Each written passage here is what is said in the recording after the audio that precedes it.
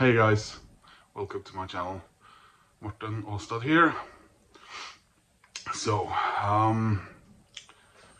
here's another thread.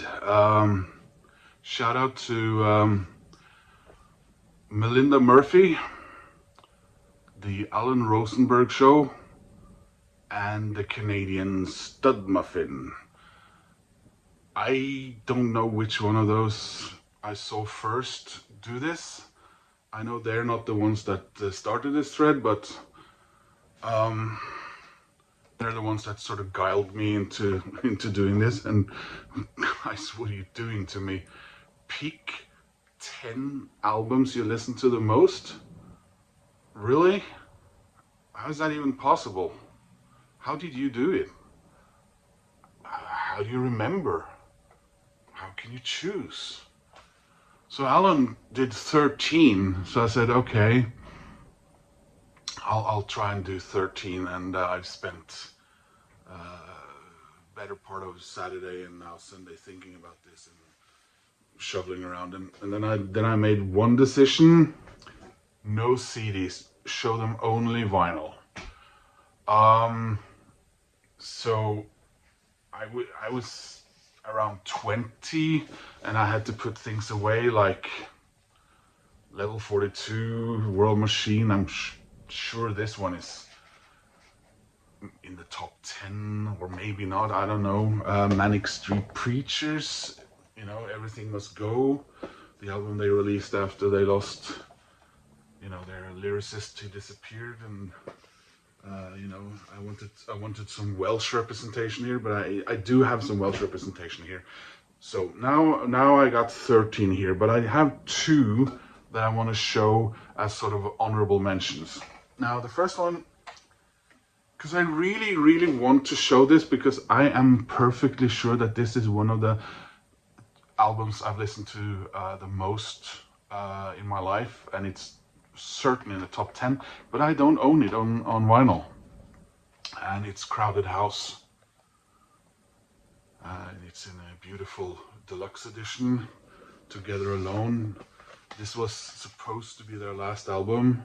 As you may know, they come back together not just once but twice after that. The last time now, unfortunately, it's become sort of a family firm, and well, this guy's not in the band anymore, and I don't want to talk too much about that because it angers me a little bit, but his guitar playing on this is just sublime. Wonderful album. And the other honorable mention is there was no Scandinavian in this, and I'm trying to make that my shtick. So I had to get this off the wall because I have it as a shelf, but this is just the inner sleeve because it's signed. So it's in a frame on my wall. It's Aha. Their second album, Scoundrel Days. This is my favorite, or at least most played Scandinavian album of all time. So, down to the meat and potatoes. Like I said, Alan did 13, so I picked 13. No particular order, although the final one will be the one album I'm 100% sure is the album I've listened to the most in my life. Compilation album, The Smiths, Louder Than Bombs. This is by far the Smiths album I've listened to the most. I own that cassette that I bought in London at His Master's Voice, that mega store on Oxford Street. Is that even there? That's probably not there anymore.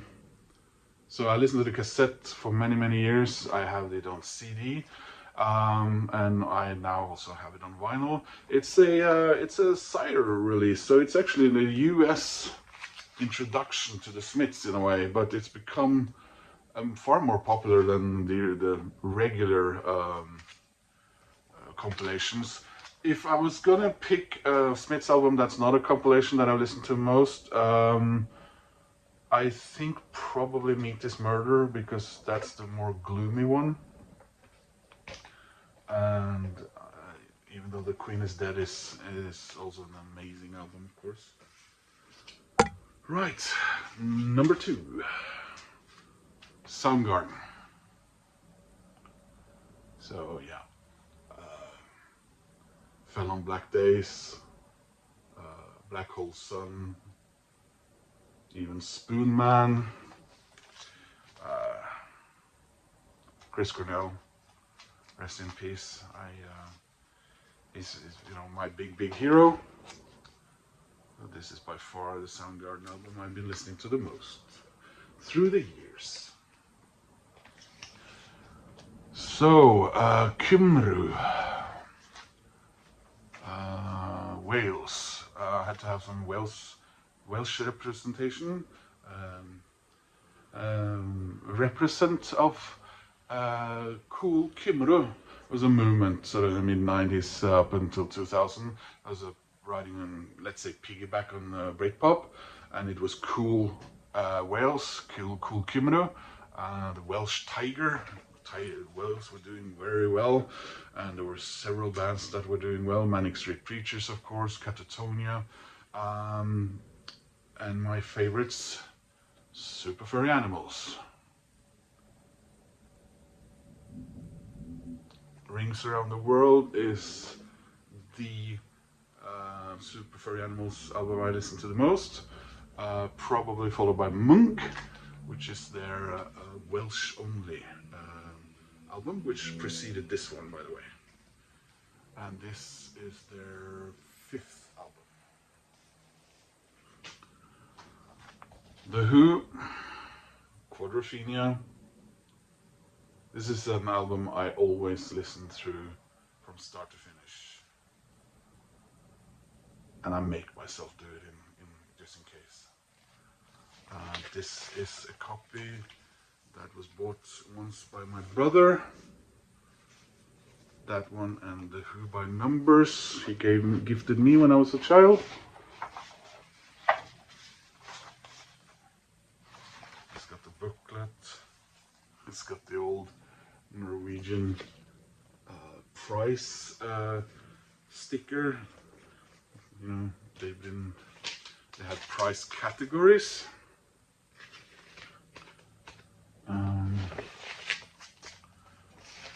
Next one, Depeche Mode, Music for the Masses. I was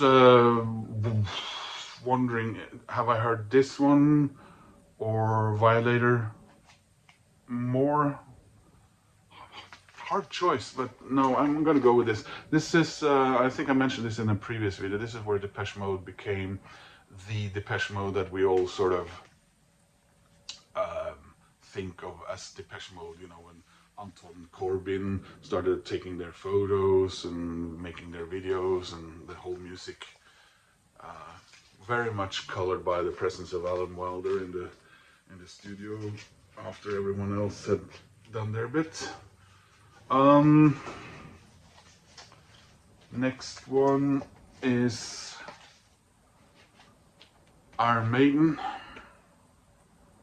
Somewhere in Time. Not only the heavy metal album I've listened to the most in my life, more so than any Metallica, Saxon, or even Dio. And an album cover I've probably spent more time studying than many others. I mean, yeah. You even got, you know, the reference to the very first single, and yeah, it's just a fantastic album. Adrian Smith is very heavy presence here. Alexander the Great, The Loneliness of the Long Distance Runner, and Wasted Years, the first single, yeah, which is pure Adrian Smith. Next one, since we're doing heavy metal, Metallica, Master of Puppets. I bought this in Denmark the year it came out, purely because of the cover, I think. I hadn't heard them, I didn't have a clue who they were, and they blew me away. That was just, that's one of those amazing moments in your life, you know, when you discover something that's yours. No one else has sort of pushed you into listening to it. There's the Music for Nations label.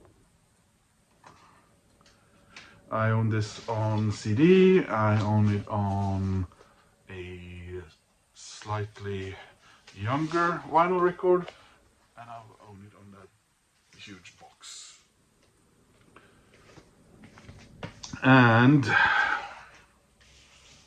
think that was number 8. Right, next one. I don't know how many of you guys have heard of these guys, but this is a British band. Yeah, just it's too hard to explain. China Crisis, Flaunt Imperfection. My first edition of this album was on tape, cassette, and I listened to it, listen, and I just love it so much. This vinyl record I bought in 1994 for 25 kroner. That's about, yeah, that's about $2. That's when records weren't worth that much anymore. And I love this band so much. Sort of a pop music, clever, well written, good musicianship, hints of Donald Fagen. Songs from this one: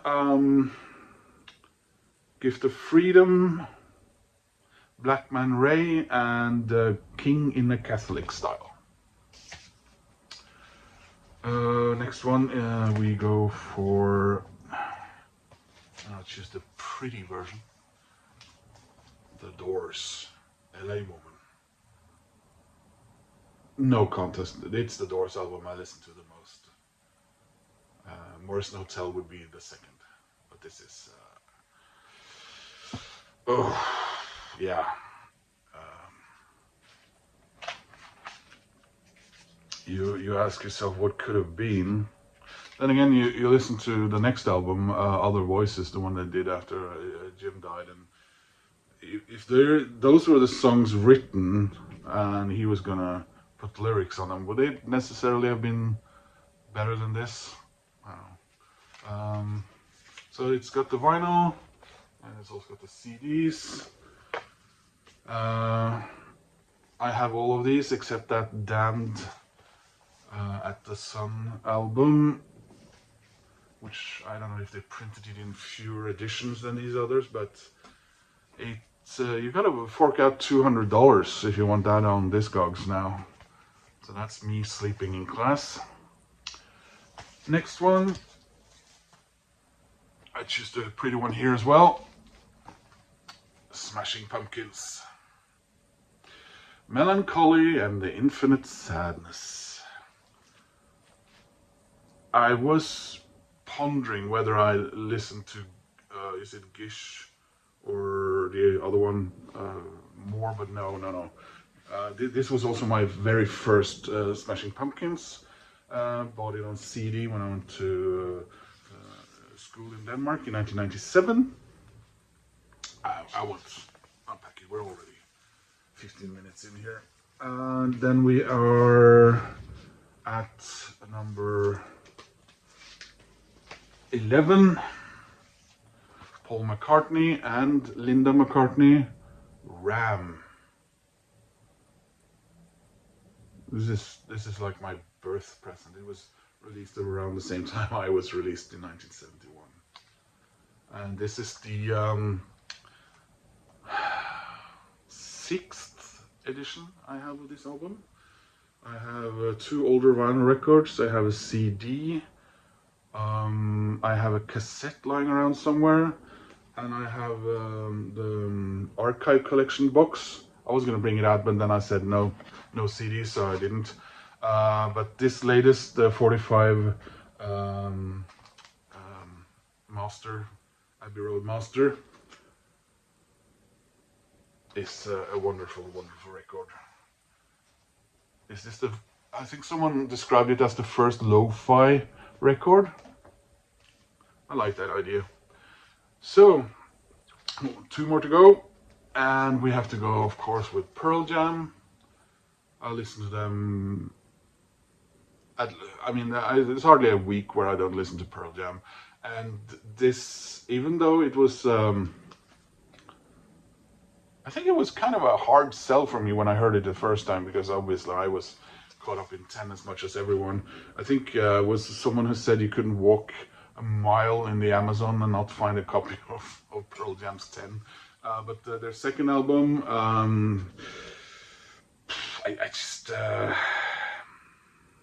VS is Go Daughter, Dissident, Elderly Woman Behind the Counter, yeah, it's the Rearview Mirror.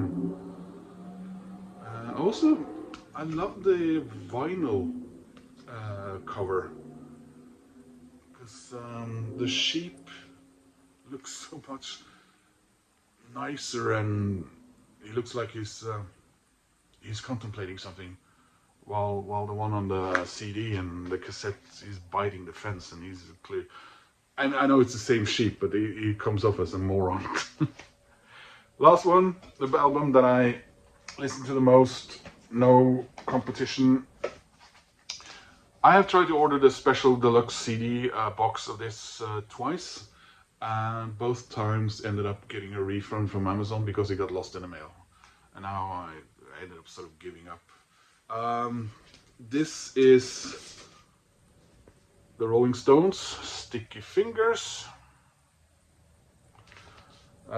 This copy is from... Is this from their 40th anniversary of the album? But I have my original with the zipper intact, and it's inside several plastic covers, so the zipper don't hurt and the record standing next to it. This is a German copy. I love this album, and like Paul McCartney's Ram, it's like my birthday album. It came out very close to my birthday. My birthday is the 12th of May, 1971. Mick Jagger got married on that date, that year. This did not come out, but a record that did come out on 12th of May on my first birthday is the Rolling Stones album I probably listened to the second most.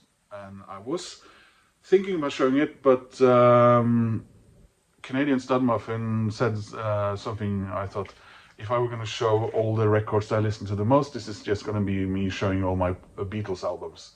And I would have ended up with half the albums being Paul McCartney and the other half being the Rolling Stones, maybe one Depeche Mode and an Iron Maiden album. But my friend Anne Magnhild is a really amazing musician. She recorded a version of Wild Horses once, and it's probably that and Sister Morphine are my favorites from this album. I wanted the Spanish copy, but I didn't jump the gun, and now it's so expensive again. They re-released that about around the time of the 40th, just like this one. It's the one with the fingers coming out of the can. But yeah, that's my the 13 albums I listen to the most, and a couple of honorable mentions. Shout out to the guys for doing these videos. I hope if you see it, you can make your own video. If you have 10 or 13 albums that you listen to, are sure you listen to more than others, then please tell me in the comments and we can talk about that. Otherwise, please click like and subscribe, and I hope to see you again very soon in another video. Take care. Bye.